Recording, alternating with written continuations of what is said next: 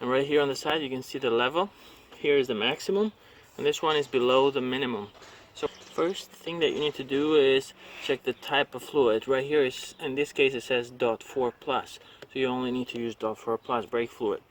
The next thing is you want to clean around the area of the cap before you remove it. So we're going to remove the cap, and right here we have the correct brake fluid.